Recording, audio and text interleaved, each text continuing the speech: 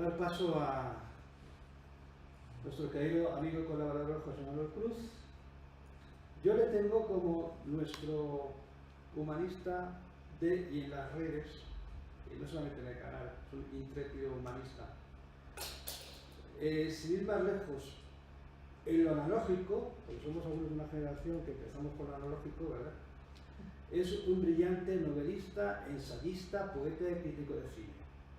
Sin duda recomendable es leer novelas como La orilla muerta, monografías como la dedicada al director Gonzalo García Pelayo, Rodar viviendo, poemarios como Tierra sin nombre, por no hablar de andares socioeconómicos como La economía estatal.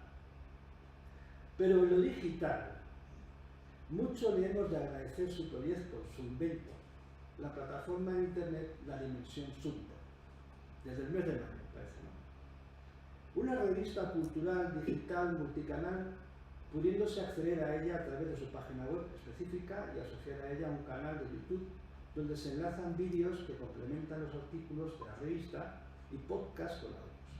Toca temas culturales de todo tipo, arte, fotografía, literatura, música, cómic y de todos los tiempos, incluso el actual, que es lo magnífico. Es una guía y un guía impresionantes, desde luego, pivotando siempre sobre la amenidad. Su sección de Cine Club, con artículos, comentarios y enlaces a películas de dominio público en YouTube, es realmente sugestivo. Este es un hombre que parece haber visto todo el cine, yo casi. De las 10 películas que a veces se recomiendan, yo creo que he visto 6 y una me suena. Todavía tengo que aprender más. De toda etapa y género, ya digo.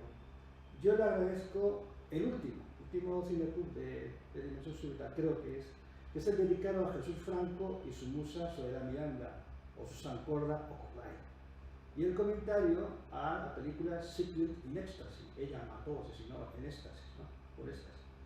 Porque si ven más lejos, los ojos de Soledad Miranda son de los más hermosos del cine.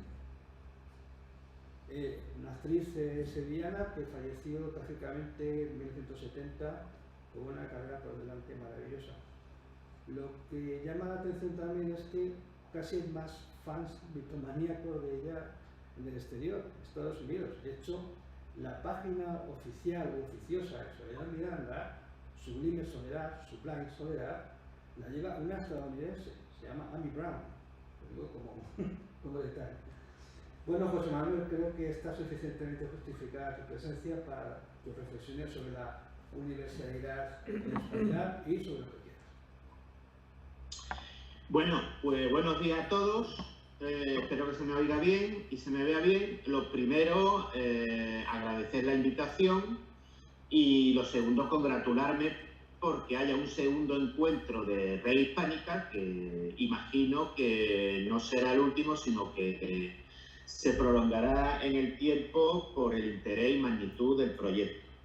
Es cierto lo que dice Alfredo sobre lo que sucede con esa película, una película que es española pero que no tiene existencia administrativa en español, es decir, tiene el título en inglés, no tiene el título en español, y es como pasa muchas veces pues con nuestras cosas, ¿no? Que está la realidad oficial y está la realidad hispánica, vamos a decir, ¿no?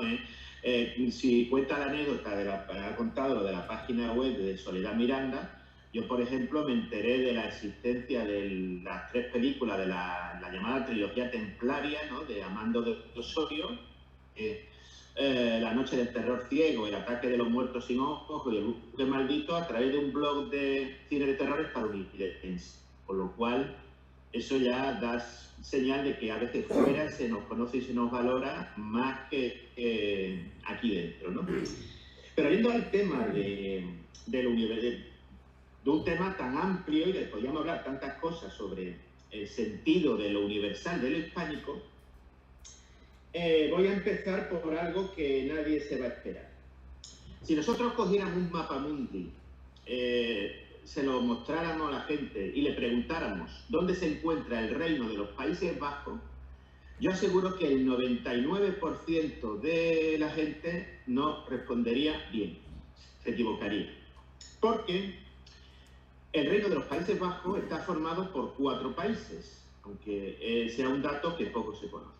Por un lado está lo que conocemos como Países Bajos, ¿no? Es decir, ese país que sí que está entre Bélgica y Alemania, pero que tiene 3 municipios que están en el Caribe, que son las islas de Saba, Bonaire y San Eustaquio.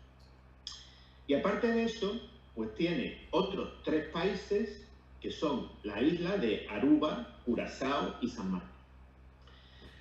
Esos 3 municipios que he hablado que forman parte de los Países Bajos y esos 3 países que forman parte del Reino de los Países Bajos en sentido amplio es lo que antes se llamaba como Antilla Holandesa, ¿no?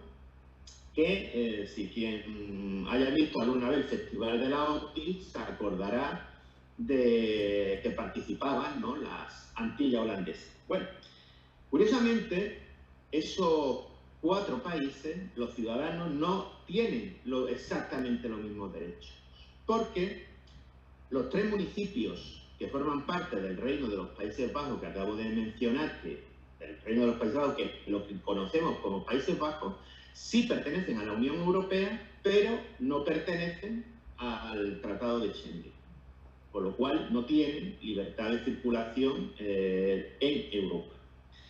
Y a su vez los otros 3 países que forman parte del Reino de los Países Bajos ni es territorio de la Unión Europea ni es territorio de Schengen.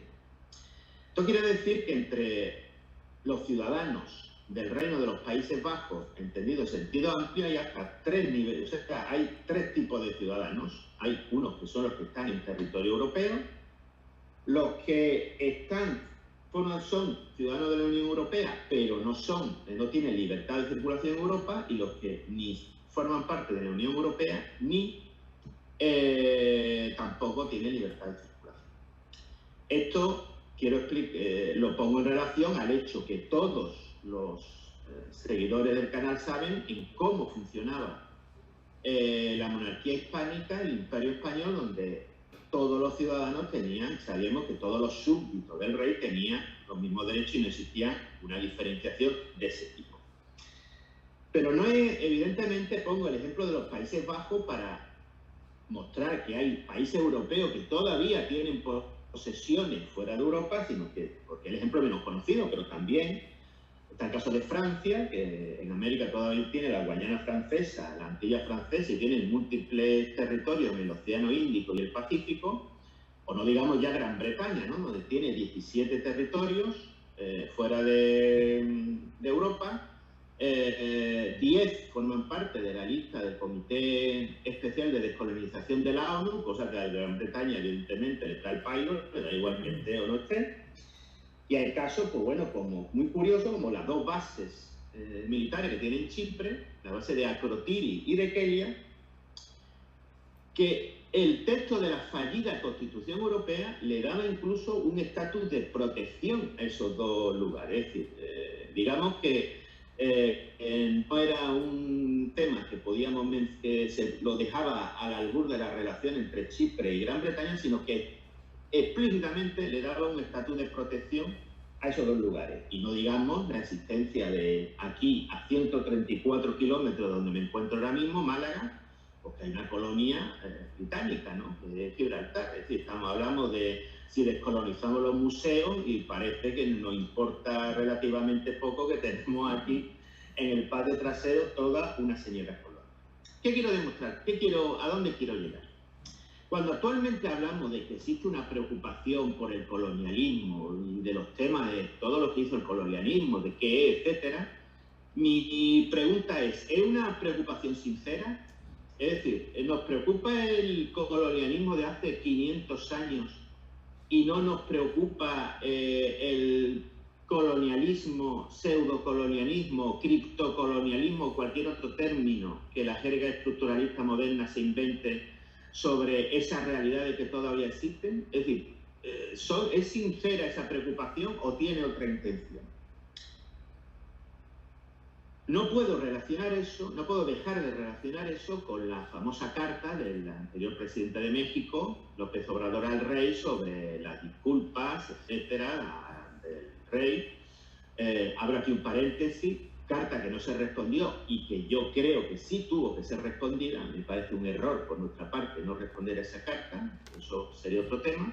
cierro el paréntesis, que debemos interpretar correctamente. O sea, no lo interpretemos contra un ataque contra el rey más allá de una vertiente simbólica, porque realmente el rey no puede responder a esa carta por sí mismo, porque según nuestra Constitución, todos los actos del monarca han de ser refrendados por el gobierno. Por lo tanto, la respuesta o no respuesta no es del rey, ¿no? Es decir, sería en todo caso del gobierno. Y tampoco lo interpretemos como un ataque contra España. Es un ataque contra lo hispánico, en mi opinión, que queda claro cuando la actual presidenta de México dice: es que la grandeza de México no proviene de la herencia española, sino viene de tiempos precolombinos. Es realmente renunciar a una parte de la cultura de México, que forma parte inevitablemente de la cultura de ese país, y que cuando España va allí y deja un legado cultural, lo hace desde el sentido de lo universal, posiblemente por nuestra herencia romana. Nuestra experiencia de la influencia romana es lo que hace y marca que nuestra presencia en el mundo esté marcada por el sello del universal. Y no es casualidad, primero, no creamos que la declaración de la presidenta de México es original. Hay un caso que, para explicar de dónde viene y para llegar al meollo de todo este tema, al meollo de lo que quiero hablar, en la posguerra pues hubo un autor, un coronel del ejército que estaba vinculado a la Falange y estaba muy en la línea del pensamiento de José Antonio, y por lo tanto era muy crítico con la figura de Franco, que se llamaba Antonio Almagro, y que en su figura, que lo vi en 2 artículos del profesor Francisco Pina Polo de la Universidad de Zaragoza. Él participó en una serie de un noticiario tipo Nodo, ¿no?, que preparó la Falange, la sección de enseñanza del Frente de Juventud, que se llama Nueva Visión de la Historia. Es de finales de los 40 y principios de los 50. ¿Y cuál era la tesis de ese documental? Que el carácter de España venía de los celtíberos. Y por lo tanto, la herencia romana era un poco, pues, Roma eran unos invasores que tampoco habían hecho nada por nuestro carácter, que nuestro carácter existía anteriormente a esa invasión romana. Claro, no voy a negar yo que elementos prerromanos tienen mucha fuerza todavía en nuestra cultura. Un dato: en Huelva había un templo dedicado a la diosa fenicia Astarté, que si ustedes quieren saber dónde se encontraba, lo tienen muy fácil. Vayan a la aldea del Rocío, porque donde se celebra el Rocío es donde estaba el culto a la diosa fenicia Astarté. Ahí, exactamente ahí. No vamos a negar la existencia de elementos prerromanos, pero bueno, no se puede negar la influencia de Roma en España. Simplemente el idioma que estamos hablando proviene del latín. Pues en ese caso, la reflexión que se hace desde que ha hecho la presidenta de México, pues está muy vinculada con este autor falangista, es renunciar a una parte de la herencia cultural y recurrir a un elemento, vamos a decir, en el caso de España, pagano, precolombino, etc.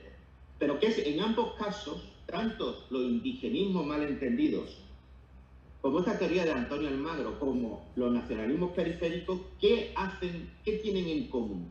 Negar lo hispánico, no lo español, sino lo hispánico y las notas universales en favor de teorías particularistas. Y entonces, aquí no puedo dejar de referirme a lo que Agapito Maestre dijo en un artículo recientemente sobre las palabras de Hannah Arendt, que dijo: si me atacan como judía, me tengo que defender como judía. Bueno, pues yo digo que si nos atacan como hispánicos, tenemos que defendernos como hispánicos. Es decir, si nos atacan en nombre del particularismo, vamos a defendernos en nombre del universalismo.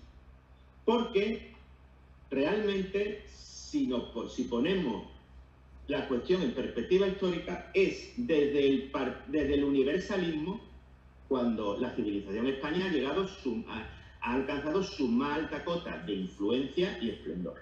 Desde que hemos ido renunciando a ese universalismo es cuando no levantamos cabeza, realmente.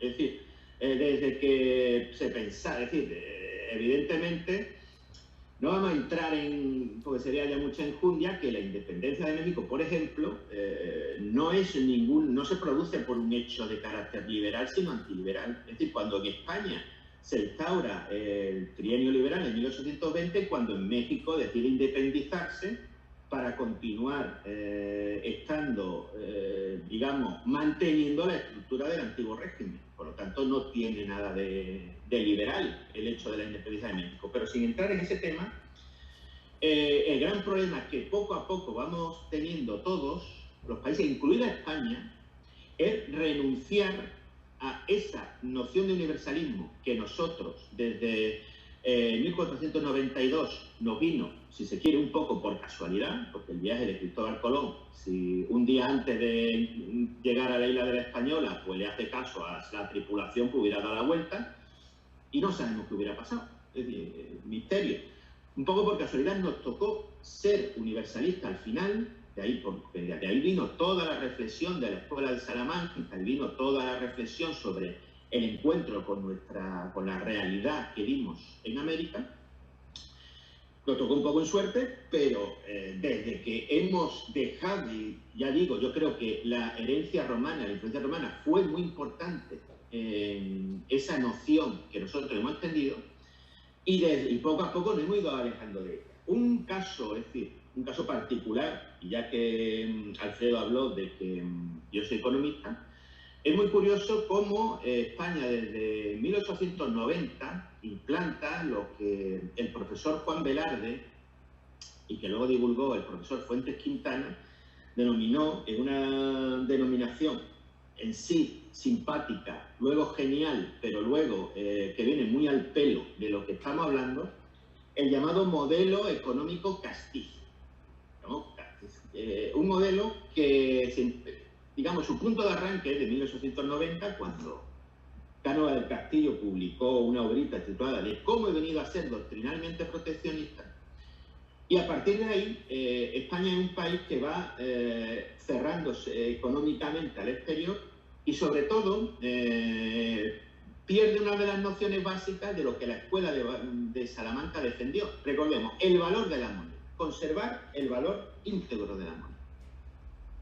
Eso se abandona, es decir, España, la peseta, cuando nace en 1868, España se integró en la Unión Monetaria Latina y tenía respaldo metálico, con oro y plata. La emisión monetaria estaba limitada. Pero a partir de 1883, ya la peseta nunca jamás se pudo intercambiar por oro, lo cual significó que lo que siempre se ha dicho, la reserva de oro producida en la emisión monetaria, eso dejó de producirse con la secuela de inflación que hubo a partir de entonces. Y eso significó que los principios de la Escuela de Salamanca fueron ignorados, hasta tal punto que ¿qué economista reivindicó a la Escuela de Salamanca? Pues lo recuperó la economista británica Marjorie Gray Hutchinson, que vivió cerca de aquí, en Churriana, forma parte del municipio de Málaga, pero es, digamos, una especie de pedanía, y que fue la que reivindicó el peso de la Escuela de Salamanca en la tradición liberal. ¿Qué quiero decir con esto?